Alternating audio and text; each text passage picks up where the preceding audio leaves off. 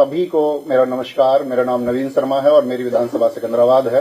और पूरी विधानसभा की तरफ से मैं यहाँ बैठे सभी अपने अतिथियों को प्रणाम करता हूँ, चरण स्पर्श करता हूँ कि आप उसको महसूस करें। दरअसल में अध्यक्ष जी, जब मैं गांव-गांव जा रहा था, अपनी विधानसभा में लगभग 200 गांव हैं,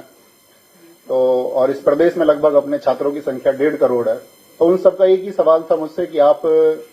समाजवादी पार्टी में क्यों, आप समाजवादी विचारधारा में क्यों जुड़े। तो उसका एक बहुत थोड़े से समय में उत्तर देना चाहूंगा कि मैं एक शिक्षक हूं और मैं निर्माण की परिभाषा जानता हूं, एक विध्वंस की परिभाषा मुझे नहीं आती है। और इस समय की जो प्रदेश में सरकार है वो सिर्फ तोड़ना चाहती है,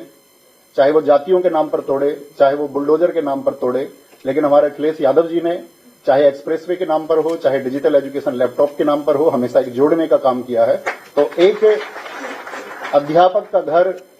सिर्फ और सिर्फ समाजवादी पार्टी ही हो सकती है। एक शिक्षित व्यक्ति का घर यदि वो नफरत को छोड़ करके उस पैमाने से देखेगा, एक इंसान के नजरिए से देखेगा, तो उस सबको, इस पूरे प्रदेश को अपना घर समाजवादी पार्टी दिखाई देगा। और साथ में आप जानते हैं कि इस देश में बहुत लोग मन की बात कार्यक्रम कर रहे हैं, लेकिन हमारे नेताजी आदरणीय अखिलेश जी सिर्फ और सिर्फ जन की बात कर रहे हैं। और उस जन में जो पीडीए को उन्होंने आगे बढ़ाने का संकल्प लिया है और जिस तरह से पीडीए की बातों को आगे बढ़ाया जा रहा है, उसी तरह से वो चीजें बुलंद हम सब की नैतिक जिम्मेदारी भी है कि जिस वर्ग को